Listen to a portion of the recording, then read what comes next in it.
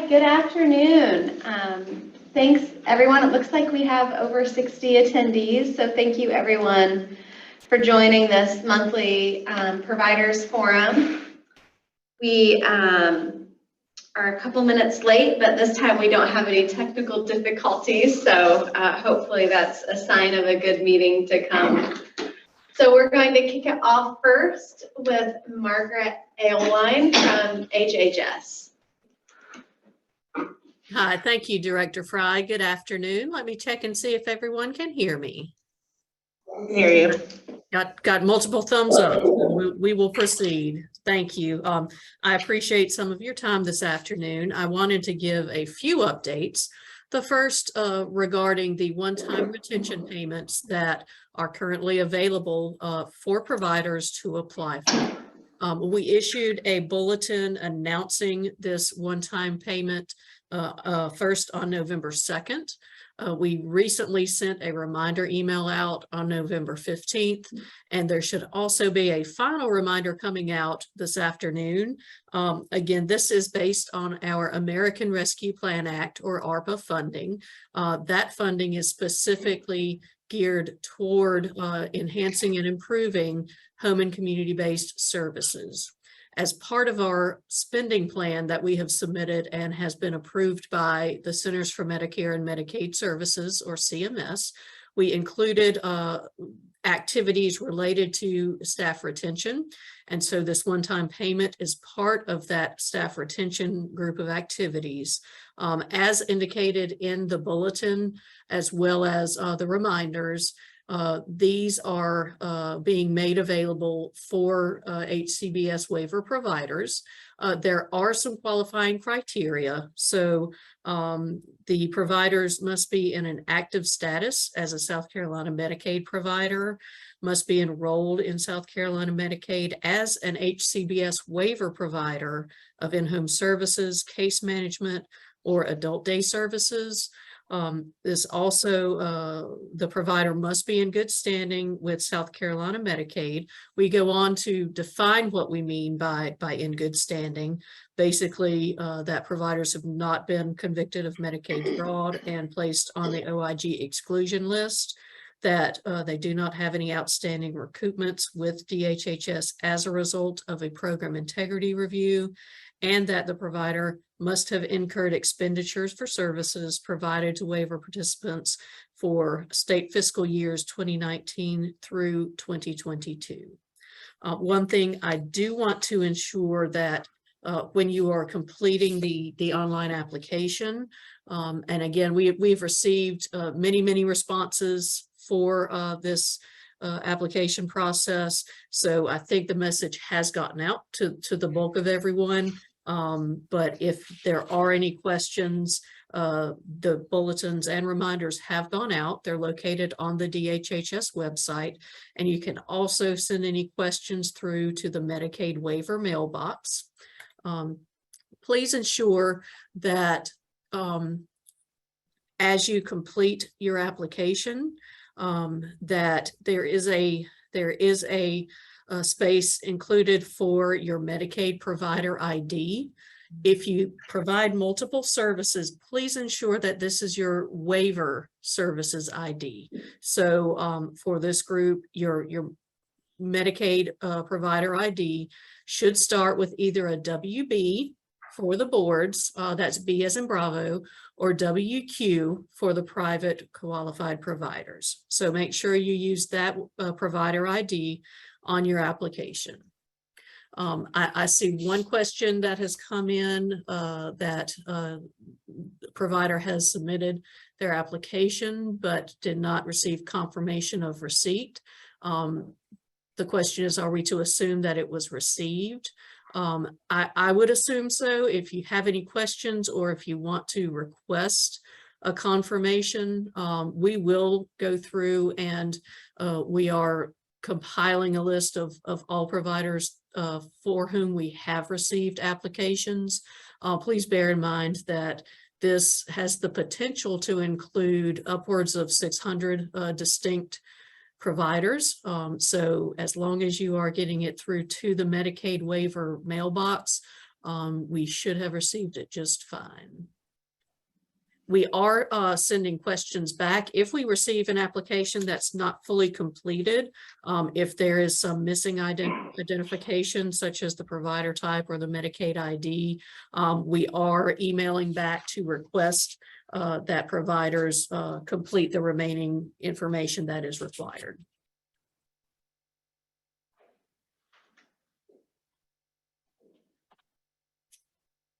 There's another question as to if the NPI is acceptable as well for staff retention. Please feel free to include your NPI, but we are primarily looking for that 6-digit Medicaid provider ID. So again, if you are a board, it should start with WB, B as in Bravo. If you are a private provider, it should start with WQ and 4 digits after that.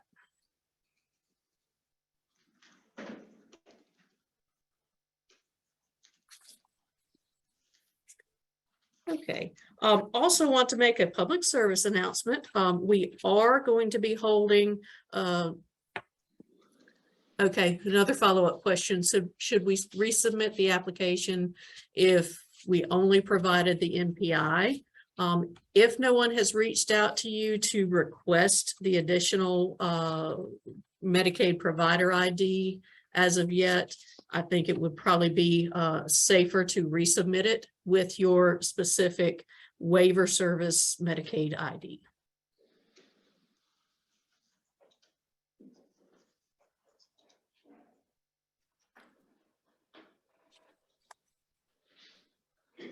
Okay. Another question as to the WB or WQ, as long as it is one of those with 4 digits afterwards, that should be sufficient with for your Medicaid provider ID. Okay. Also, I want to let everyone know that we are hosting an HCBS work group WebEx coming up next week, next Thursday on December 8th at 2 o'clock.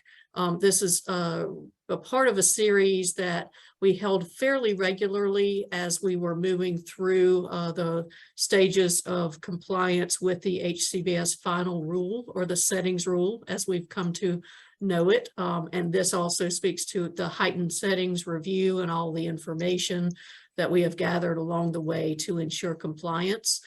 So we are re-engaging that work group, and we'll be having a webinar to provide updates on where we are in terms of the heightened settings review and criteria. We're also going to take that opportunity to provide some updates just on the waivers in general, and also use that as an avenue. We are in the midst of the renewal for the HASCI waiver. So between now and the end of March, we are gathering information, asking for input, and we'll be submitting that renewal application to CMS by the end of March. So next Thursday at 2 o'clock is a great opportunity for you to tune in for HCBS final rule updates, as well as if you have input that you'd like to share in that format and in that venue regarding the HASCI waiver renewal, you are encouraged to do so. We also are happy to take input by email or good old-fashioned snail mail. So we do want to ensure we're getting input all along the way. Okay, and finally, the retroactive rates. I knew this would be a hot topic and a question. And so we do have the rate bulletin for the retroactive rates. These are retro to July 1. I understand they have been updated most recently in TheraP. So that bulletin is in final review. I expect, hopefully, if not this afternoon, by tomorrow, that should be distributed. And we do also have the rates updated and uploaded on the fee schedule on the DHHS website. So if you go to the HHS website under the providers tab, there's a section for fee schedules. And then there is the CLTC fee schedule. So that, in coordination with the bulletin, will provide you information. And again, the fee schedule has been updated. The bulletin is in final review and should be released shortly. There will be information on the adjustments. So we tried to be specific within the bulletin for those services that are billed through TheraP. There will be a time frame and beginning December 1st, I believe, for those new authorizations to reflect the new rates. So there will be a period of time where adjustments will need to be made for the July to December time frame. I see some questions coming in terms of those that enter claims through the web tool. So I would certainly wait until that bulletin is released for you to enter those new rates, because that's when everything will be announced and official. Hopefully that will be coming out, if not this afternoon, then tomorrow.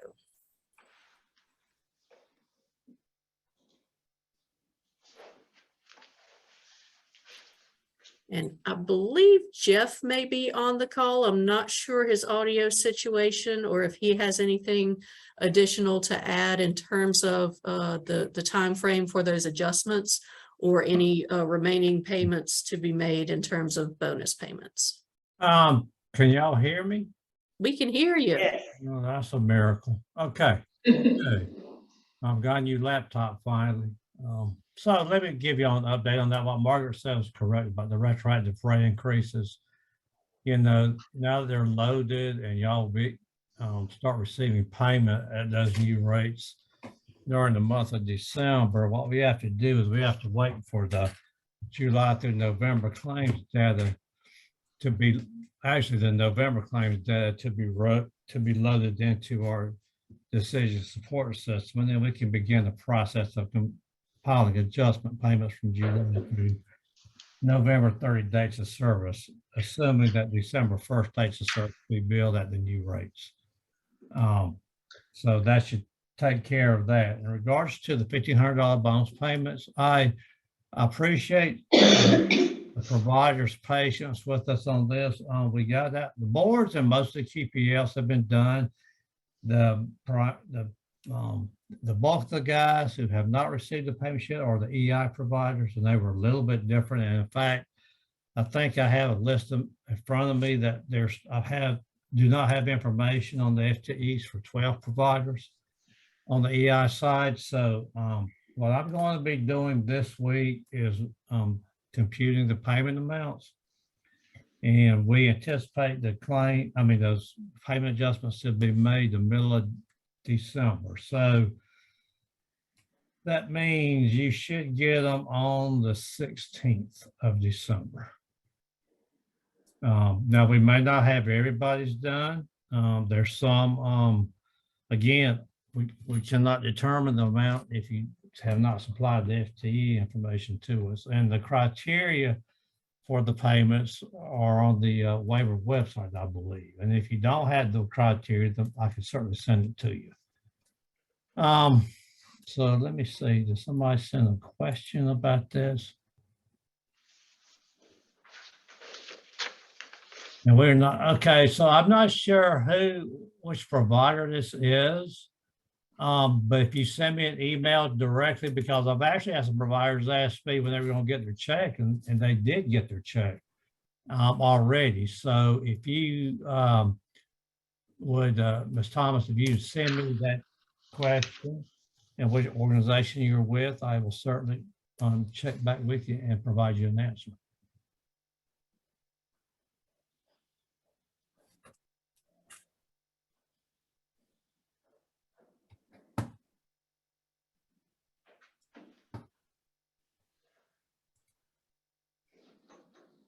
All right, well, I'm done.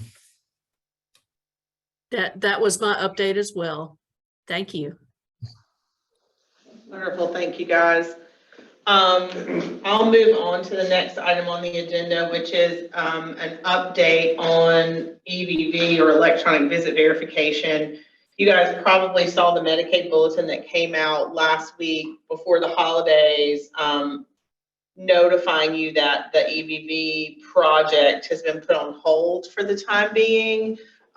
We are working on some direct communication to case managers as well as some of the DDSN providers that are enrolled for the EVV services. And we're going to try to get that out in the next couple of days. But at this point, it's just kind of a pause. More information will be forthcoming, but many of the trainings that were scheduled have kind of been canceled at the moment. So just wanted to kind of put that out there. The other thing I wanted to talk a little bit about is the therapy migration of the authorizations, which is kind of where you guys have seen some of the rate changes. That migration of authorizations has included many services, not just the DDSN billed services, you know, in the migration of authorizations, because it's required for billing. There was an attempt by TheraP to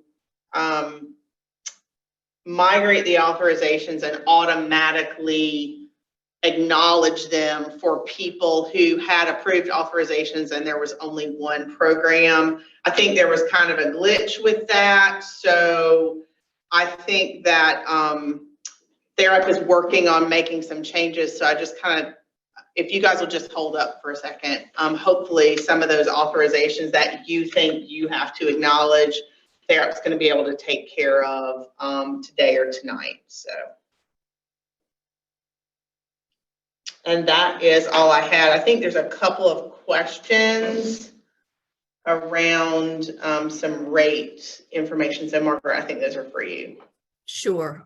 So yeah, we appreciate it. And we're trying to be as clear as possible as we are implementing payments and different types of rate actions. The bulletin and the rate increases that are being noticed this week.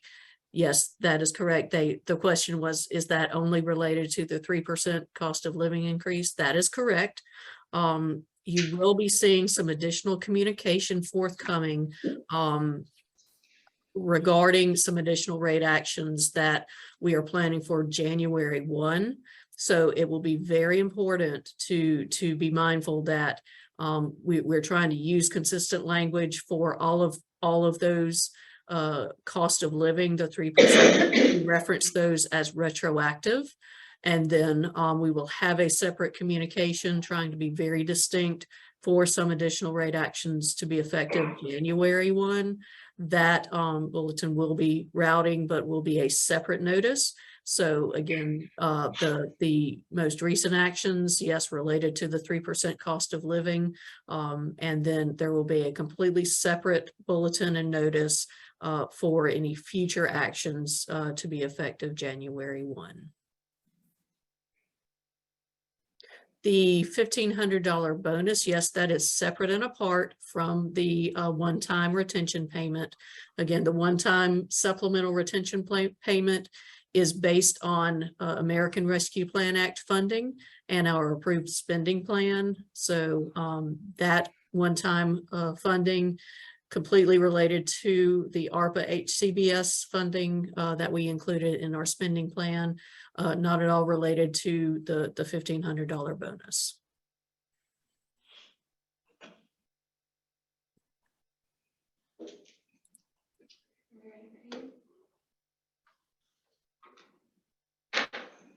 I think so. All right, thank you. Good afternoon. I wanted to bring to your attention the fact that the administrative agency standards have been revised over the last couple of months, and the changes are effective on January 1st, 2023. There were several standards that were reorganized in terms of the structure of the document, and there were also some new standards that were added with the revision. I'd like to call your attention particularly to the quality and risk management section, which is section 700 in the administrative agency standards. There are specific requirements related to your quarterly risk management committee meetings and how your agency will track, trend, and analyze information that you are collecting. We want you to make sure that you're paying attention to the total number of allegations or critical incidents that are reported within your organization, the types of allegations or incidents, the number that are substantiated, paying attention to the particular types of standard of care administrative findings, and also taking a look at the timeliness of your reporting, making sure that your initial reports are submitted within 24 hours. If they're not, looking for potential communication issues that you may have internally, and also looking to make sure that you are having final reports submitted within the 5 days for ICFs or the CRCF locations, or within 10 days for the other waiver locations. Make sure that you are looking at the content of the particular reports and that staff are including all of the information that needs to be included for your administrative review.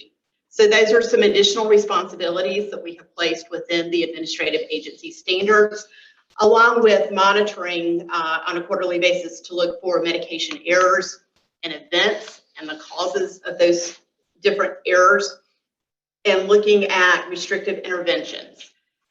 Make sure that staff are familiar with the revised behavior support, with the revised directive for crisis management curricula, and also the prohibited practices, the behavior support psychotropic medication and prohibited practices directive.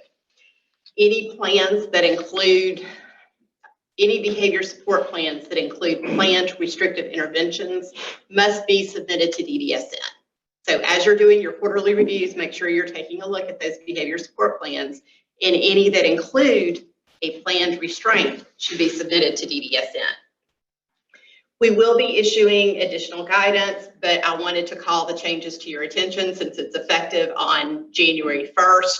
As you start those quarterly reviews in the first quarter, make sure that you take a look at these revised standards. Thank you. Yeah, so Ann, there's one question about that being a significant change and if there's going to be any flexibility in implementation, given we're entering a busy time with the holidays. So it's going to be effective January 1st, It's right? effective That's how it's January written. 1st, Yeah. so the holidays should not have any impact there. And these requirements were mostly moved from either the risk management directive or the former quality management directive and placed in the administrative agency standards. There are some additional requirements in there in terms of monitoring the timeliness, but that's something that we expect providers have been doing anyway, particularly over the last year and a half as we have been responding to the Office of Inspector General report.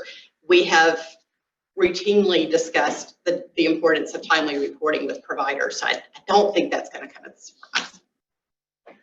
Thank you. All right. Good afternoon, everyone. We received a question in the form agenda and FAQ inbox regarding DDSN-owned properties, specifically in reference to Directive 300-OIDD. So the directive itself outlines the process for communicating with central office here and our engineering division to initiate the any deferred maintenance that you may have as providers at the properties that DDSN owns. I know that engineering and Andrew, our director of engineering here at DDSN, went to all the properties and created lists regarding priority projects for the providers and deferred maintenance. However, the process is within the directive itself. So providers need to follow that, that process. They can, of course, utilize the list that Andrew helped populate. If you need a copy of that, I'm sure you can reach out to him directly to request that. But, you know, it really is the providers, it's their responsibility to follow the process in the directive, but also to, you know, y'all know what y'all need, you know, and obviously multiple construction projects ongoing at the same time might not be in the best interest for the providers. So from y'all's perspective, prioritizing, you know, the deferred maintenance and the work on the buildings that DDSN owns, you know, we need y'all's input as well. So moving those through the process outlined in 300-OIDD will ensure that they get moving. Andrew hasn't received many requests yet, or his staff hasn't, and so they were going to start reaching out to providers based on that list, but y'all can be proactive and put the requests in as the directive outlines, as you see fit. So feel free to reach out if y'all have any questions, or I'll be happy to field any right now.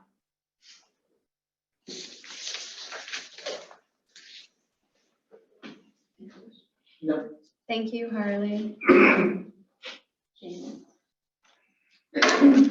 So DDSN and operations specifically continues to get calls from providers basically saying, from a residential provider perspective, they are saying, we've got somebody we can't support anymore, they've got to get out, and what do we do? What can you do? Where can this person go? And historically, the answer may have been bring them to a regional center, but that is no longer possible, number one, nor is it practical. And when you are in the throes of an emergency and someone is harming themselves or others, I understand that those people are in precarious situations and something needs to happen. And I don't have an answer for where those people go. But, recently we did the training on the residential needs policy. And one of the things that I believe to be true is very simply that the change in the person's behavior usually doesn't happen overnight. It's gradual and it keeps increasing. Case managers are the ones who need to be on point and ready to be either find additional resources or do what they can to help salvage services from the provider if at all possible.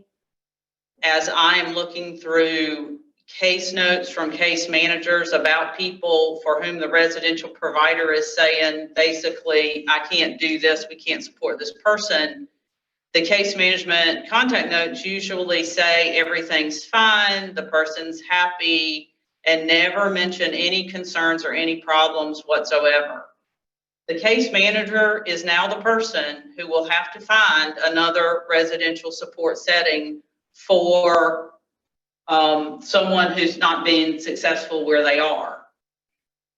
I'm sure that case managers would rather try to salvage a placement or salvage the provider person match when at all possible versus trying to find another placement for the person.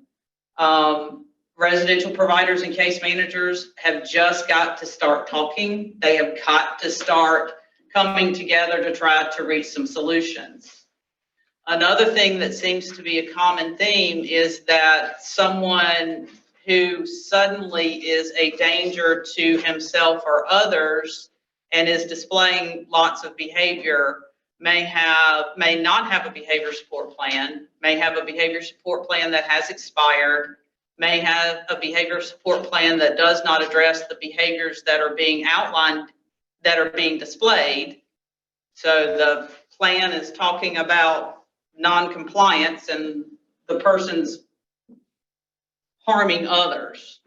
So there's a disconnect oftentimes with that.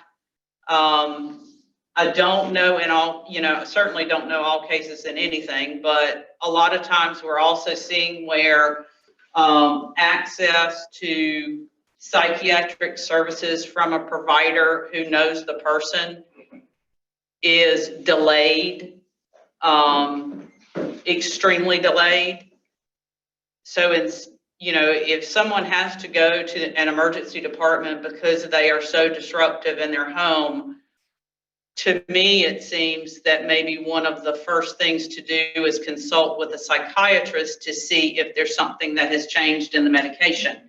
Maybe the medication is not being absorbed. Maybe the medication is not in therapeutic range. A lot of different things could be happening if the person already has a psychotropic medication. And if the person goes to an emergency department and they don't have a behavior support plan, that should happen immediately. If the person goes to an emergency department and they had a behavior support plan, a change to that plan is probably warranted because something's going wrong. What I'm not seeing is a lot of work to prevent future occurrences when something bad happens. You can't always predict when the services that have been effective for 15 or 20 years suddenly are not effective. But there are behavior support providers who should be able to help identify what changed, to see if they can figure out the function of the behavior, to figure out a way to support this person to get what they want or need without having to rely on hitting others. Again, the days of having, bringing them to a regional center and leaving them, we simply cannot support that. Residential providers often, not always, but often are also the person's landlord and you have a lease.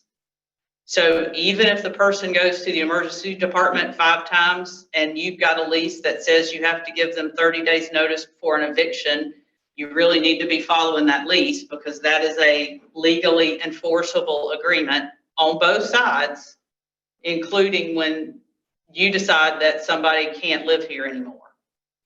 So I understand the position that you're in. I understand you are in a very difficult position. I understand people with behavioral challenges are living with others who are vulnerable. Dumping at a regional center is not the action to take. We do have the Interdisciplinary Technical Advisory Committee. There was information that went out about how to submit information to the ITAC. If you are noticing that someone's behavior is escalating, it is changing, it is more violent. If you think that the ITAC could be helpful, we're certainly willing to take a look at someone, but it's really disappointing to look at someone to have the ITAC look at someone whose behavior support plan doesn't even remotely address the behaviors that they appear to be displaying, or the reasons for which they went to the local emergency department, or the reason for which the local police were called to respond because they were beating people up.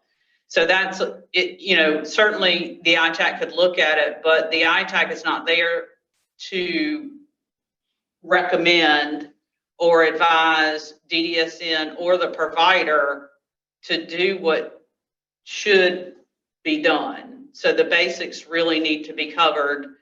And there should be data to support the things that you've tried and the things that didn't work. So we covered that in the residential needs training, just going over it again. I have one question about if the case manager is the point person, what can we do about case managers who have never met nor monitored in person the waiver individual? And how do we resolve this lack of case management services? So there is a requirement that case managers see the person in person at least every quarter. There was some confusion about that during COVID. That should no longer be, there should no longer be any confusion. If you, as a residential provider, are having an issue with a case manager or a case management provider, you will need to let us know that here so that we can address it from our perspective. Anything else on that one? So the residential needs training I mentioned, that was conducted on November 10th and 15th. There were two sessions. Supposedly the same, they're never the same when you do it twice. One of the sessions will be posted. Is posted. Yeah, so you can go back and view it. I believe it's on the application portal under videos. It's under business tools and then videos, and there's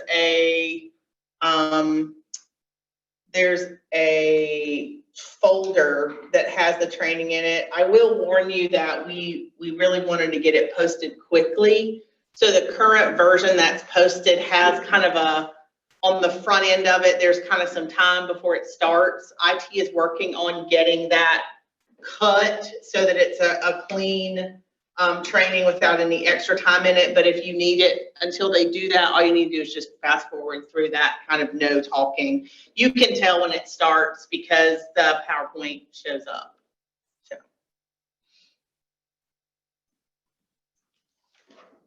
So that's all on that one. All right, Quincy. We had an inquiry about sending the providers a list of DDSN staff, their roles, and also their contact information. We are putting together a holistic contact list of employees from different divisions or contact information from different divisions, and we'll definitely share that with the providers once we get that updated. And that's all I have. Thanks, man. All right, just really quickly wanted to highlight that several of our executive team members here at DDSN met with the Communication Ad Hoc Committee. Sorry, I have a terrible cold. And apparently it makes me not be able to talk. And just wanted to highlight that we did discuss and agree in that meeting that it would be worthwhile to host this monthly provider forum in person once a quarter. So our plan is to kick that off in 2023 in March. As we get closer into planning that, we will provide details, but just in follow-up to a question that I had posed in the last monthly provider forum, which was about cadence and how worthwhile this particular forum is, because we had not been receiving a lot of questions or topics via the forum agenda FAQ email address. We're optimistic that this will be a positive shift. So we'll continue to have them monthly. They will be virtual as this meeting is, other than the quarterly meetings that will be in person. We're going to maintain that monthly email address. And I just want to reiterate that the intention of having these is to have all providers in the same meeting, to be able to hear the same messaging and communication the same way. So we were excited to see that we did receive some questions this time. I hope that you all have noticed that we purposefully built the agenda around those questions. So please keep them coming. This is really intended to be a positive means of communicating. So we look forward to the first in-person in March, and more details will be forthcoming. And I'm going to look over to Lori, who's checking to see if we have any additional questions. Yeah, so there's a question, I think this is for Quincy, about when the providers might get room and board approvals. We are working on finishing our combined cost report to HHS this week. And after that, we are going to shift our focus to the room and board approvals. And so hopefully you'll start seeing those come in as early as next week. And I think that the other two questions here may be for Margaret, you and or Jeff. So there's a question about when providers are expected to receive the $1,500 bonus payment. I believe some providers have received it, but there might be some that are still waiting.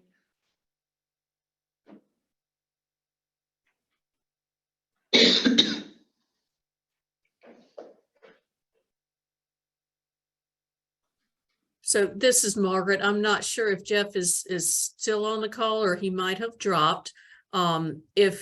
If you were expecting to have received your bonus payment and have not, feel free to send an email to Jeff Saxon, and he will check on the status and get that information for you. Also, I see a question regarding information for fiscal year 23 cost reports.